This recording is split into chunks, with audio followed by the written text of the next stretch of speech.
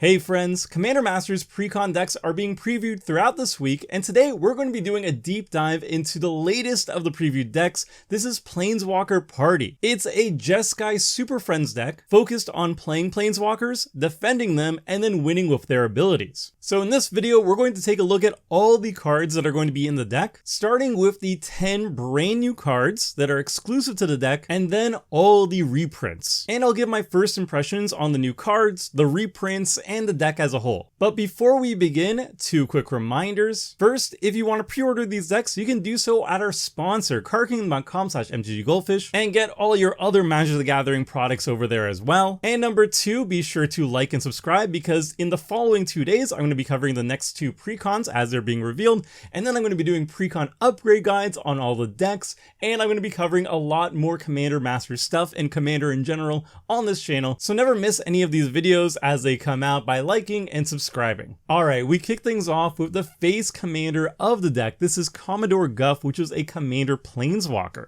It's a 4-mana Jeskai planeswalker, 5 starting loyalty, and at the beginning of your end step, put a loyalty counter on another planeswalker you control, and it has a +1 loyalty ability. Create a 1/1 red wizard creature token with tap to add 1 red mana, spend this mana only to cast a planeswalker spell, and a -3 loyalty ability. You draw X cards, and Commodore Guff deals X damage to each opponent, where X is a number of planeswalkers you control. So Commodore Guff does exactly what you want from a planeswalker commander. He makes mana, so he's mana advantage. He provides chump blockers, which all planeswalkers need. They're going to be being attacked as a default all the time. And then his -3 also draws you cards. So it's mana advantage, it's card advantage, the two most important things in Commander, plus he's putting chump blockers as well in front of your planeswalkers. So that's all well and good. He enters the battlefield for 4 mana, that's a fine rate. He's adding loyalty counters to your other planeswalkers. He can either draw cards immediately or put chump blockers and ramp you immediately.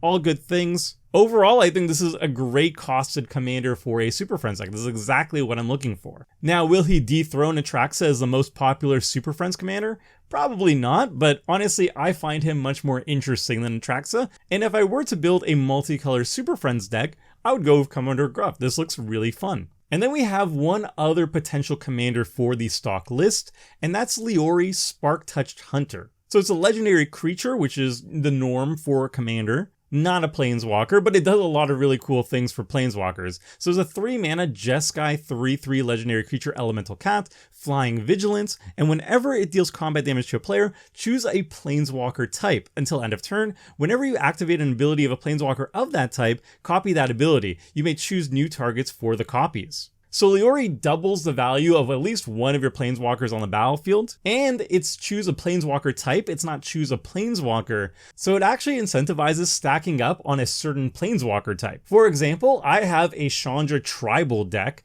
It's pretty much retired, it's mostly disassembled, but I still have the list and I still have the key pieces to it. But Chandras happen to be the most popular planeswalker card. There's simply the most versions of Chandra out there out of all the planeswalkers, that you can build an entire deck of just Chandras.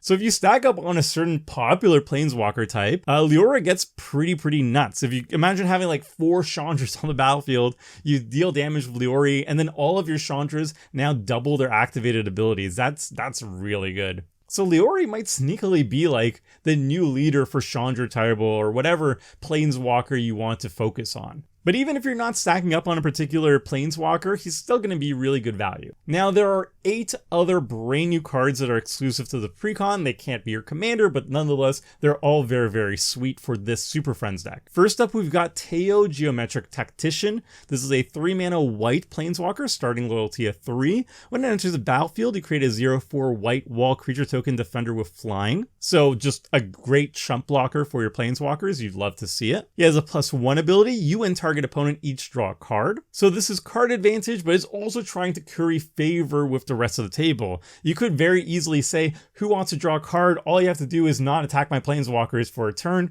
and most people will take you up on that offer. And then his -2 loyalty ability kind of forces your opponents not to attack you, or forces some of them not to attack you. You choose left or right. Until your next turn, each player may attack only the nearest opponent in the last chosen direction, and planeswalkers controlled by that opponent. So this is basically a Precon effect. It's a one-shot Precon effect, but it's nonetheless incredibly effective if one opponent has a massive army that is poised to take out your planeswalkers. Well, just choose a direction that they cannot attack you in. So this is a great Super Friends card. It protects all your planeswalkers really well, very efficiently, and it's only 3 mana, so it comes out early. So I really like this design. It's very clever in how it protects the Super Friends and supports the Super Friends archetype as a whole. Next up, we have Chandra, Legacy of Fire.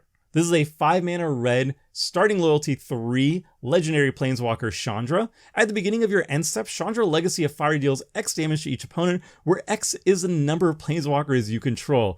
So this is a great clock for your Super Friends deck. It's a way to close out games, and it does so in a very thematic way. And then her other abilities are also really good. A +1 loyalty ability, add 1 red for each planeswalker you control, so a great mana advantage. And then her 0 ability says, remove a loyalty counter from each of any number of permanents you control. Exile that many cards from the top of your library. You may play them this turn. So mana advantage, card advantage, the most important things in Commander. She does both of them, but she is highly reliant on your other planeswalkers being onto the battlefield. She doesn't really do too much by herself. But once you do have a critical mass of planeswalkers, this is just like the greatest finisher you can expect. She's dealing damage, she's putting a clock on your opponents, she's generating a lot of mana, and she's generating a lot of card advantage, whatever you need. This is a super sweet finisher for a Super Friends deck, and is honestly making me kind of want to pull out my Chandra Tribal deck out of retirement. It's that cool of a card. Next up, we have Vronos, Masked Inquisitor. This is a 5 mana blue planeswalker, 5 starting loyalty for a legendary planeswalker Vronos. Its +1 loyalty ability says up to 2 other target planeswalkers you control phase out at the beginning of the next end step. So this is a great way to protect your planeswalkers on opposing turns so they can't be killed through combat damage or board wipes. His -2 loyalty ability says for each opponent, return up to 1 target non-land permanent that player controls to its owner's hand, which is just really good. It's bouncing the most threatening stuff and making sure, again, that your opponent's creatures cannot attack you. And then his -7 ultimate ability is target artifact you control becomes a 9/9 construct artifact creature and gains vigilance, indestructible, and this creature can't be blocked. So this is another thematic finisher for a Super Friends deck, and thank God they added at least 2 new finishers for Super Friends. It's a great clock, and it also will always be blocking, so there's no reason not to start swinging at people with your 9/9 vigilance, cannot be blocked artifact creature. So thank goodness, more ways for Super Friends decks to not only close out games, but also not sacrifice anything to do so. So those are all the brand new planeswalkers coming in the deck, but then there are a bunch of new cards that support planeswalkers, and the first one is really sweet. It's Onaki Oathkeeper. It's a 2 mana white, 0/4 creature ogre spirit, and it says creatures can't attack planeswalkers you control unless their controller pays 1 for each creature they control that's attacking a planeswalker you control. So this is just like a mini ghostly prison effect, but only for your planeswalkers. And that's really sweet because most ghostly prison effects do not protect your planeswalkers. They only protect your face, which is not what you necessarily need the most help with in a Super Friends deck. So it's 2 mana, it's very effective for what it does, and then it has another ability. You can pay 4 and double white, so 6 mana total, exile Onaki Oathkeeper from your graveyard, and return target planeswalker card from your graveyard to the battlefield. So this is great early game, and then it's great late game. If it dies to a board wipe or something early on, you can just use its ability to reanimate a giant planeswalker finisher from your graveyard to the battlefield. This card is absolute gas, exactly what you want from a Super Friends deck. Next up, we have Sparkshaper Visionary. This is a 3 mana blue creature, 0/5 human wizard. At the beginning of combat on your turn, choose any number of target planeswalkers you control.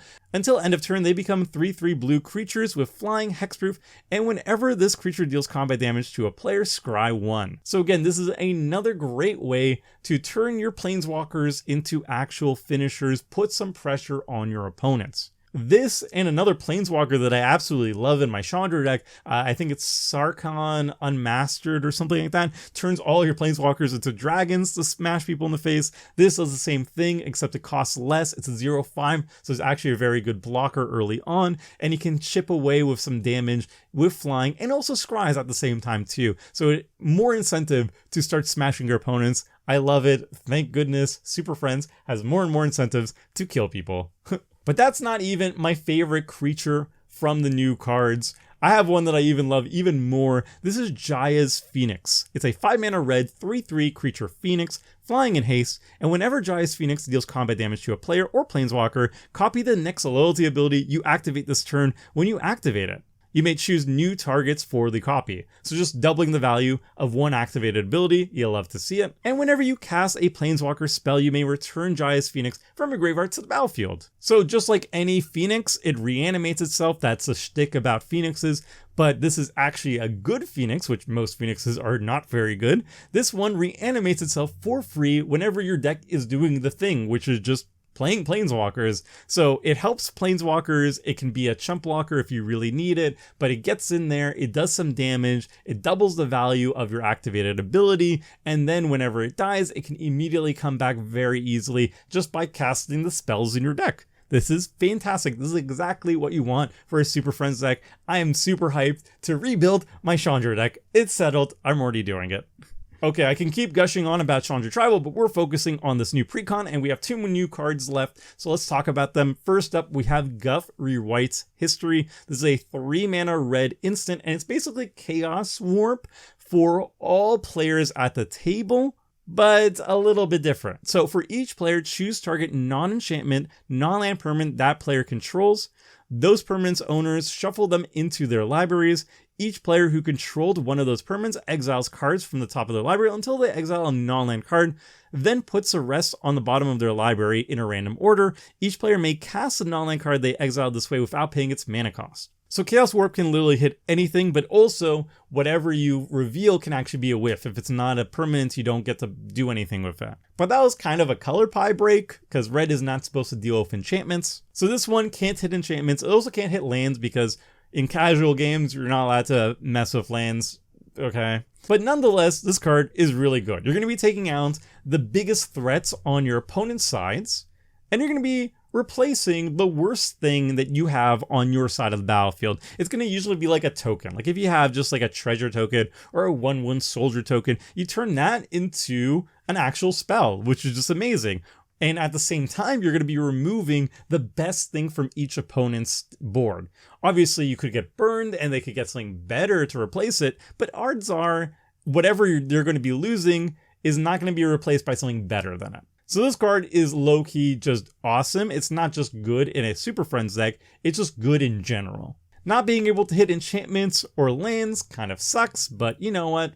It's still going to be super fun and super effective. And then the final new card is a brand new mana rock for the Super Friends archetype. This is Gatewatch Beacon. It's a 3-mana white artifact that says it enters the battlefield with 3 loyalty counters on it. That's cool. You can tap it to add 1 white mana, and whenever a Planeswalker enters the battlefield under your control, if Gatewatch Beacon has a loyalty counter on it, you may move a loyalty counter from Gatewatch Beacon onto that Planeswalker. So this is just a good mana rock for Super Friends decks. It's 3 mana, which is a little bit awkward. Generally speaking, you really want to emphasize 1 to 2 mana rocks or 1 to 2 mana ramp cards in a Super Friends deck because you want to accelerate to your 4-drop Planeswalkers, like on turn 3, for example.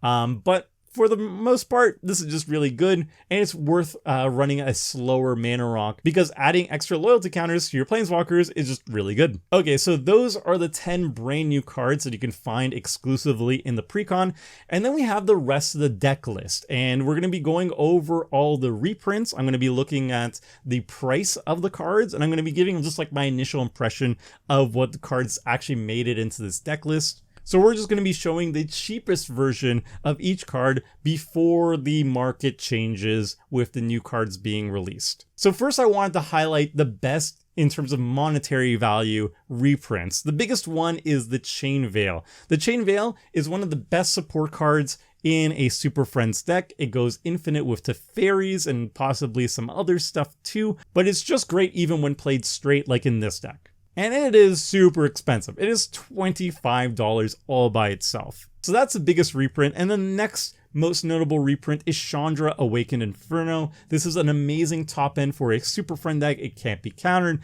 It puts a ticking time bomb on all your opponents very quickly. It's all great. And that's it for the cards that are over $10. Then we get to Mangara the Diplomat, another great card to protect your Super Friends, to protect your Planeswalkers, because it does trigger off opponents attacking your Planeswalkers. It draws cards incidentally, and it just chills and hangs around and acts as a deterrent. $8.90 right now. It's going to go down over time. And then we have Spark Double. This is just a generically good card in Commander most often. I mean, outside of Voltron, if you're in blue, you can throw in Spark Double and 9 times out of 10, your deck gets better. It's currently $7, almost $8, so this is a great reprint too. And those are the 4 most notable reprints in terms of price. And then we're going to go over the rest of the cards now. Most of them are going to be significantly cheaper. All right, so we have some Proliferate engines with Thrumming Bird and Flux Channeler. We have a very good blocker with Wall of Denial, being flying, 0/8, Shroud, very hard to remove. Fog Bank, similarly, flying, really easy to block, comes out early. Moving on, we have Cartographer's Hawk, garbage card. Grateful Apparition, it's another Thrumming Bird, very good in a Super Friends deck, adds a loyalty counter to all your Super Friends, awesome stuff. A Restless Explorer, I mean, it's a decent chump blocker, it gets you some Plains cards. You could get duels as well, not that this deck actually comes with duels, but you know, the thought is nice. Silent Arbiter is actually a pillow foe card that works well with your Planeswalkers, because you can only be attacked by 1 creature. And then we have Deep Glow Skate. This is actually fantastic in a Super Friends deck. It can immediately just surprise ultimate a Planeswalker and possibly win you the game. This card is really, really good. Kazul Tyrant of the Cliffs is another card that actually is, it's an old card, but it actually works as a pillow for your Planeswalkers, because whenever a creature and opponent control attacks, because it just counts if you're the defending player or not. So it's one of the old cards that actually helps in a Planeswalker deck. Then we have Narset Enlightened Master. This is an interesting choice. I guess this deck is pretty heavy on non-creature spells, and Narset is pretty busted as a card in general. However, just attacking with her is going to be kind of difficult. She's a 3/2 with first strike, and there's no real evasion in the deck to grant her some easy attacks. But whenever you trigger her ability, if you just cast like Planeswalkers off the top for free, that's always really good. Jace Beleren, this is Party Jace. Everybody loves Party Jace. I love to see him here. $272. So you can see like there's a couple dollar cards here. Nothing too impressive, but you know, nice reprint so far. And then we have a bunch more Planeswalkers. Jace Mirror Mage is pretty decent. Narset Parter Veiled is going to get your opponents annoyed, though they can't draw more cards. So this is like an aggro card, but it's nonetheless incredibly effective. Saheeli Sublime Artificer is a great way to put chump blockers in front of your Super Friends. Very nice. Ajani Steadfast is another expensive card. I didn't put it in the top 4. This is just cutting on, I guess, number 5. But this is a $7 card. This is a notable reprint, and it's very good for Super Friends. Its -2 ability puts a loyalty counter on each other Planeswalker you control, so it's kind of like a Proliferate engine, if you could think of it like that. So that card's really good. It's a notable reprint. Then we have Chandra Torch of Defiance. Again, it's like a couple dollars, is pretty good. And it's just a very good card. It ramps you, it makes card advantage, whatever you need. Jace, Architect of Thought is, you know, it's okay. It helps protect your Planeswalkers a little bit by making opposing attackers a little bit less powerful. Nahiri the Harbinger, a little bit of card selection, a little bit of removal. You love to see it. Narset of the Ancient Way. This is a +1 ability that helps cast your Planeswalkers and also mana fixes. That's really nice. Some card advantage as well. This card is just very good, and you don't really see a lot of homes for it, and obviously Jeskai Superfriends is the perfect place for her, so that's really cool to see her here. And then we got some more Planeswalkers. The Wanderer. This is just a good card. It protects you from red board wipes, usually like Blasphemous Axe and whatnot. And also it acts as removal, which is really nice. Gideon Dura is a great way to redirect attacks over to him, and you know, this deck is all about making it very difficult for people to attack you, so that's like a 1-2 punch over there. Also acts as removal. But my favorite of all these Planeswalker reprints is Sarkhan the Masterless. I forgot his name earlier, but he basically turns all your Planeswalkers into dragons, and then you smash face with your planeswalkers. I love the theme of turning all your planeswalkers into dragons and punching people in the face with dragons. That's really cool. And most importantly though, it adds a finisher to your Super Friends deck, so you can finally just kill your opponents once you have a crazy board state. So those are the Planeswalker cards. Then we also have yet another Pillow Fort card, Norn's Annex. It works with your Planeswalkers. Your opponents will have to pay 2 life or pay white mana to attack them. Generally speaking, they will avoid just chipping away at your Planeswalkers unless they really, really need to hit you. And it's really good against go wide strategies because the 2 life really adds up. Oh, sorry, we actually have one more Planeswalker. This is Elspeth, Sun's Champion. This is a board wipe on a Planeswalker. It's incredibly powerful. Or she puts 3 chump blockers in front of your Super Friends. This is great. And she's 420. Nice. So it's a notable reprint. Path to Exile, you love to see it. Source of Plowshares, you love to see it. Repeated Reverberation, double a powerful activated ability. Obviously, if you can get like an ultimate and you double the ultimate, or like get 2 extra copies of the ultimate, you're just in Value Town. This card's just very good. Semester's End. This is a great way to reset the loyalty counters on all your planeswalkers after you negative X them, or in response to a board wipe, you can just save all your stuff. They all come back at the end step. Promise of Loyalty, another very good board wipe. It thins all the creatures on the battlefield and then makes sure that the survivors can't attack you or your planeswalkers, which is great. Urza's Ruinous Blast. You have a lot of legendary planeswalkers on the battlefield at any given time, so generally speaking, you're going to lose a lot less than your opponents will. Deploy the Gatewatch, it gets some planeswalkers, hopefully from the top of your library, puts them directly on the battlefield. That's nice. And then we have another board wipe, Blasphemous Act. This is always a great reprint to see. It's $2, but the fact that it keeps getting reprinted is what kind of keeps its price down, so you always love to see them showing up. It's one of the best board wipes in the format. Then we move on to the artifacts. We have Sol Ring, Wayfarer's Bauble, Arcane Signet, all the things you want to be seeing. Azorius Signet, Boros Signet, Felwar Stone, and Izzet Signet. So these are 2-mana rocks that are kind of premium in this deck because they allow you to cast your 4-drop planeswalkers on turn 3, and they also mana fix for you. This is a 3-colored deck, so you really want to have a high emphasis on mana fixing. So these cards are awesome here. We have Talisman of Conviction, Talisman of Creativity, Talisman of Progress, and actually low-key really awesome in Super Friends decks is Honor-Worn Shaku. Yes, it's 3 mana, not 2, and yes, it doesn't mana fix for you, but you can make more mana untapping the Shaku by tapping your legendary permanents, and guess what? All your planeswalkers are legendary permanents, and they don't care if they're tapped or untapped, so this is actually a great tech for a Super Friends deck. Moving on, we have Navinral's Disc. Now, this is another board wipe that works very well in Super Friends because it destroys creatures, enchantments, and artifacts. But notably, this was printed way before Planeswalkers were a thing, so it leaves Planeswalkers alone. So while it is slow, and I wouldn't run it outside of a Planeswalker deck because it's way too telegraphed, in this deck, this is fantastic because it destroys everything except your most important permanents on the battlefield, so you can think of it as an asymmetrical board wipe. And then finally, we have 3 Oaths, Oath of Gideon, Oath of Jace, and Oath of Teferi. These are all very good cards in a Super Friends deck, Oath of Teferi being notably the best one of all of them because you can activate the loyalty abilities of planeswalkers you control twice each turn rather than once.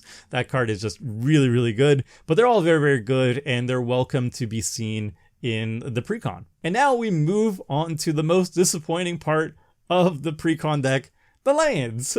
For some reason, Wizards of the Coast does not like printing good lands in this pre-constructed decks, which is especially annoying because the Lord of the Rings pre-constructed decks had really good land reprints. So we know why they don't print a lot of really good lands in these decks. It's because they have basically a budget of reprint equity, and they would prefer to spend that budget on flashier cards that aren't lands. Lands are the most boring part of a Magic deck, so they're going to spend that money on high flashy reprints that are non-lands. So that makes sense. It's just annoying that we have such like a small reprint equity budget. Like the entire concept of it is really annoying to me. But anyway, rant over, let's look at the actual lands. Cascade Bluffs is a filter land. It's randomly very expensive. I don't know why. Command Tower, Exotic Orchard, those are really good. Forge of Heroes is like almost $2, or it's like $1.50, but I don't think it's very good, especially in a 3-color deck. Nope. Frostbow Snarl, Fury Calm Snarl, no. Interplanar Beacon, good in a Planeswalker deck. Karn's Bastion, okay, it's colorless. I think it's very overhyped. I don't want to be spending 5 mana to proliferate. That's not very good. And then early before that, if I'm not proliferating, it's a colorless land. I think this card's kind of garbo, unless you're like a 1-color or 2-color Planeswalker deck or something like that.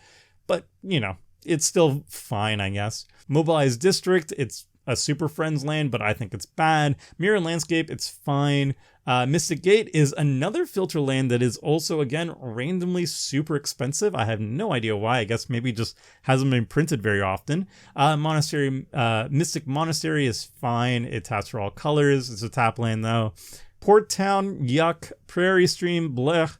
Reliquary Tower, okay. If I have to have a colorless land, I'd rather just have it a Reliquary Tower, because if I'm not drawing more than 7 cards into my hand each turn, what am I even doing playing Magic? Rugged Prairie, another filter land that is $3 for some reason. Cool. Skycloud Expanse, blech. And then we have 3 temples. They're temples, they scry, they mana fix, they come into play tapped. Like I said, the lands are the most disappointing aspect of the deck, and also like the price tag of these precons are also pretty disappointing. There's some very valuable reprints in the deck. I think it's going for like 140 American, just for the reprints and whatnot, not counting the new cards. So that's kind of good, but that price is going to go down pretty quick once the actual set is released. And then the question is, are you willing to spend $100 on a pre-constructed deck? Something that's it's like worth like double the usual price tag for a pre-constructed deck. And I would say probably not. I mean, especially with the lands being such doo-doo, it feels like they cheaped out in some aspects of this deck. But overall, my current thoughts is this deck is super fun. I'd be really excited to get my hands on it and play it. It's Jeskai Superfriends. It's a different twist than the usual Atraxa stuff. And they did make sure to add a bunch of ways that you can actually just kill your opponents. And I really appreciate that. I really appreciate Superfriends having more ways to close out games, because as much as I like playing Superfriends, playing against it kind of feels like they're pulling out my teeth one by one. Because it just takes so long for them to freaking kill you. They are spending like 5 minutes per turn, +1ing and -2ing all their planeswalkers, but not really making any headway in progressing the game itself. So while you are slowly dying, it's not at a speed that is comfortable, let's say.